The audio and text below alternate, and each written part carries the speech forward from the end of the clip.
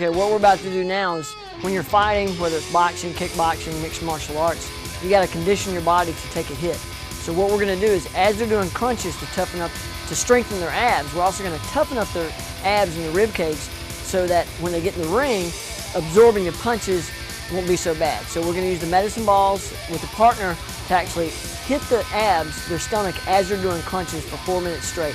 It's a pretty good workout. You're going to probably hear them breathing pretty fast, pretty hard, and maybe a lot of moaning and groaning this workout. But this is how we condition the body to take the hits, because no matter how good you are in a fight, in a ring, you're going to get hit. So this is how we try to help prevent getting the breath knocked out of us.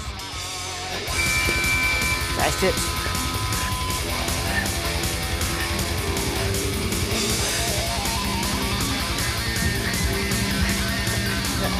Go on, hit it.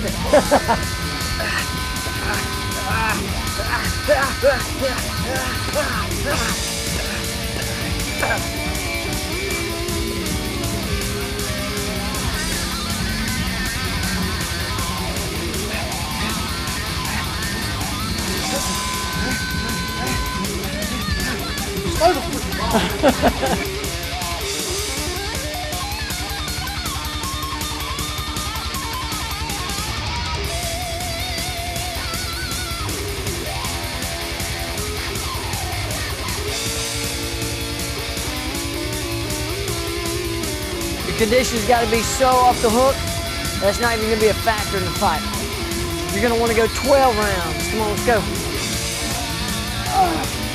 Come on. Condition has to be worse than the fight. It has to be harder than the fight. Go, come on. Let's go.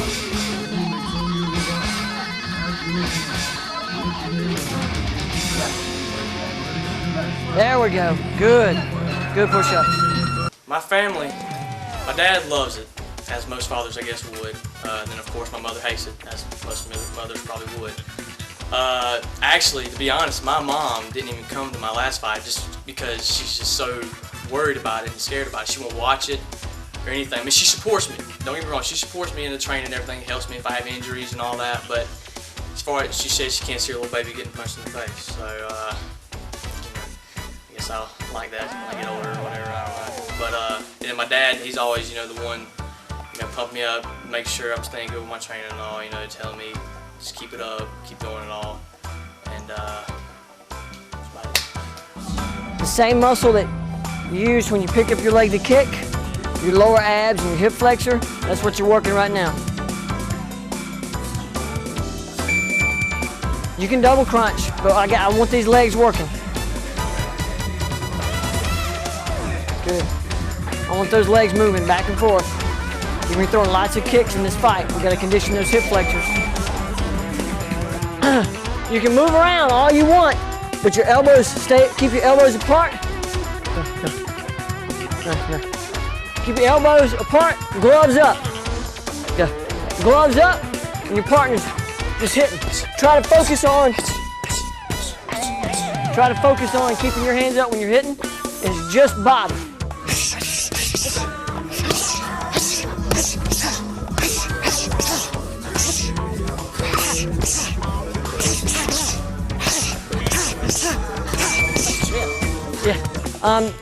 This cage was actually donated to us by an anonymous student, and when he asked me, he said, "What do you want? Would you rather have a ring or a cage?" And I said, "Well, I see boxing rings all the time. I really would like to work out in a cage." There's something about just saying you train and fight in a cage that just really clicks with guys and men. So it was donated to us, and it's actually made in a factory, and it comes in sections that we can tear it down and put it right back up. It's plastic coated chain link fence with foam on top so you don't get your fingers caught in it whenever you get picked up. The hinges are covered with a vinyl covered foam so we don't get caught. The floor, what's different about the cage and the ring is when you're grappling and wrestling on the ground, if you're in a ring, a boxing ring, you can roll out from underneath the bottom rope. The cage keeps the fighters in, so it keeps the fight going. So for mixed martial arts, that's great. It's better than trying to move them back to the center of the ring and then restarting the fight from there. So that's why I really like the cage. I can have a bunch of guys in here grappling and wrestling around without stopping and moving and with fear of them falling off of the ring or off of the boxing ring. So that's why we like the cage so much. We're gonna actually take it really slow and easy today because he's fighting in 2 days. So the week before an event, you don't want to go too hard because you stand risk of injuring your fighter. So what we're going to do is we're going to take it easy today, get the heart rate up and then bring it back down, get the heart rate up and bring it back down, as opposed to a few weeks ago, we were getting the heart rate up and keeping it up. Now we want to lower the risk of injury by doing just going through the fight plan, going through combinations, going through the focus mitts, light sparring so it doesn't get hurt or cut, either getting hit or hitting someone. So today we're just gonna go over the game plan, hit mitts, fight strategy. Tomorrow is gonna be a little bit lighter than today. Saturday before the fight, all he's gonna do is just rest, relax, wait until fight time and then turn it on. We got Wes working resistance on his footwork. Resistance going forward, negative working out and going backwards. This is the easiest part of the sled workout. Normally we've got someone holding it and you're trying to run across the entire mats. 1, 2, all right, watch. 1, 2, cover. Look, cover. Just cover. Cover, yeah. Cover here and then throw a hook. Okay, so watch. 1, 2, cover, hook. When you cover, catch it and turn with it. It's gonna load up that hook. If my hand's up and you throw a cross right here, no, without moving, go ahead. My hands are gonna be here. But if you cut the angle just a little bit, there's that window of opportunity right there, okay? So I'm gonna move at you, then when I flip that up, cut the corner. Cut the step first. Step, good, step away. As soon as you see me do this, and that, step to the side, throw that cross.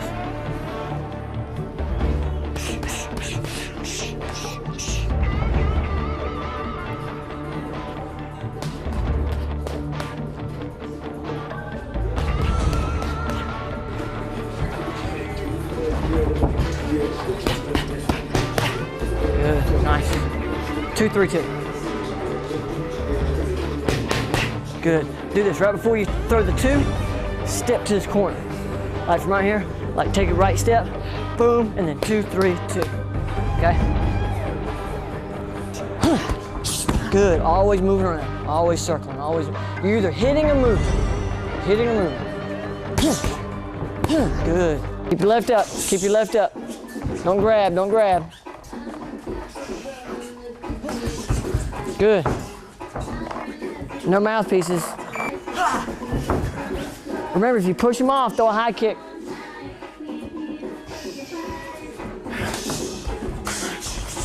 Good. Stick and move. Stick and move. Good. Keep him. Keep him. Keep him. Don't hold him. Don't hold. Punch. Punch. Punch. Good. That's it. Good. Good. No holding. Punch. Punch. Punch. Punch.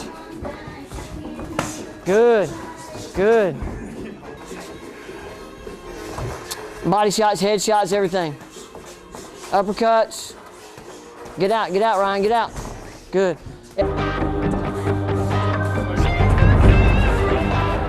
Still good. That's what these drills are for.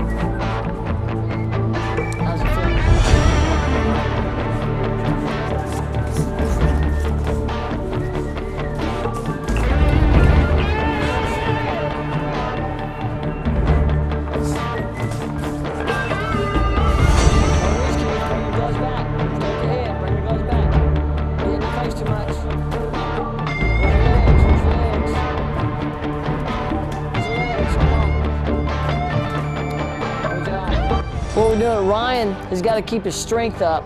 So he's doing a set of push-ups, and we're gonna do some plyometric push-ups. Wes has hurt his ankle in the past week, as you can see. So I'm making him do them on his knees, even though he asked me not to, but I'm making him do it just so I can keep him healthy. The next round of push-ups, we're gonna clap in between. All right, let's clap.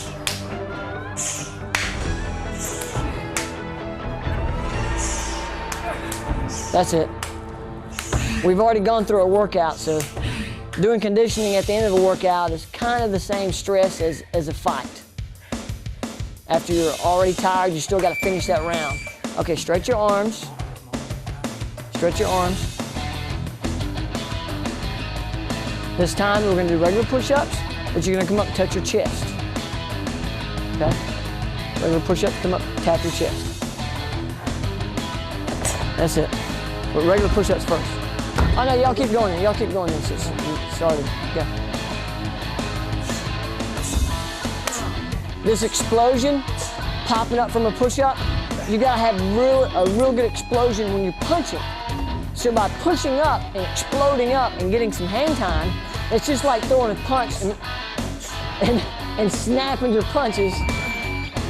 As you can see, 2 days before the fight, we really keep it light. It's not as intense as the previous workouts. We kind of keep it lighthearted, rest when we have to. I don't really stay on them as much because I don't want to overwork them, overtrain them. There is a such thing as overconditioning. Rest it, stretch it out. Your main muscle for punching is your tricep and your front deltoid. So you're pushing, not your pulling muscle. So push-ups are essential for boxers and kickboxers and mixed martial artists because that's the muscle you use to push someone away, keep them from coming in close to your grappling, or snapping the jab, snapping the cross. You know, hooks, not so much, it's more of bicep. All right, as you can see, I'm not as rough on them 2 days before a fight. I don't know why Wes is whipping out. He ain't got to fight for 6 months.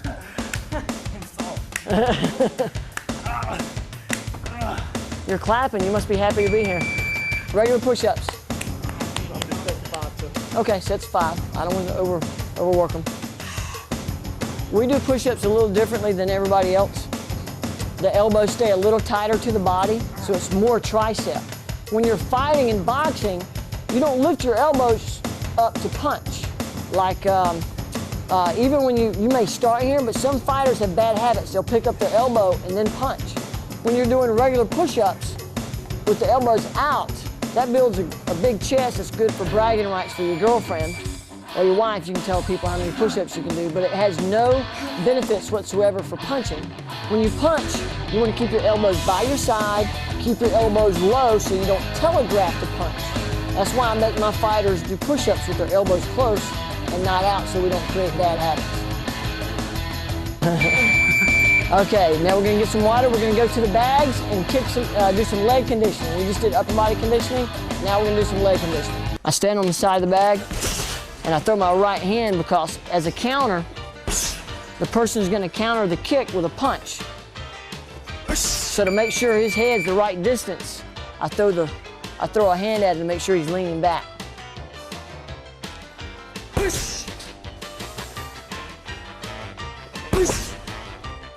And if he can feel my hand, he's too close. As I was saying, when he's kicking, I keep my leg on the bag just like he was kicking my leg. And as he throws a kick, I throw a strike out because if we're actually sparring, if he's close enough, I could hit him. So he learns distance with his head so he can kick someone hard without them punching him in his face. So that's why we train with the strikes with the bag instead of just kicking the bag. So that way he doesn't develop bad habits, kick someone too close and get knocked out. Left leg. You never want to trade a face punch for a kick.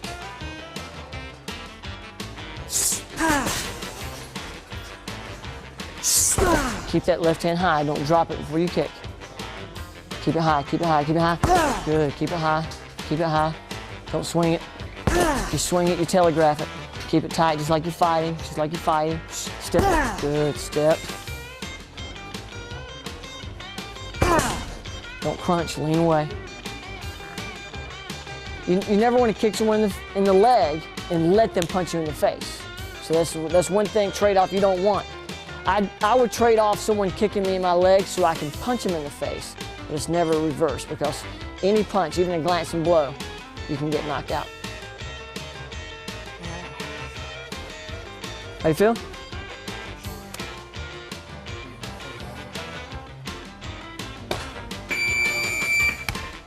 Little habits that you see is, as someone's kicking, sometimes just to wind up to get power, they'll drop their left hand and wind up to kick. And by the end, their hand is up, but in between, their hand's down, and they can get countered in the second, third round when their coaches in between rounds pick up on those bad habits. So that's what we're trying to eliminate now, is those little bad habits. When you're throwing those leg kicks, they really add up in the second and third round later on. What it does, it fogs up that leg, the quadricep, and it gets where they can't even step. And if they can't use their legs, they can't punch hard. If they can't step, they can't kick hard. So those leg kicks, even though it might not be as hard the first round, by the second round, they're gonna really start feeling it. Third round, they're not gonna be able to move their legs. So that's the leg kicks. If they don't put them out in the first round, they're not gonna be able to punch or kick in the second, third round. All right, 2 days from my fight. Physically, I mean, I feel ready. Muscles not too fatigued, not too sore. Training here, I felt good today. I mean, I felt explosive. I didn't feel groggy and tired like I normally do coming into a fight, because you keep training. I think I had a little vacation that maybe helped me out a little bit. So, but although I didn't have a vacation, I still had to work out during my vacation. But it was a little bit, after I worked out, I got to relax, chill out.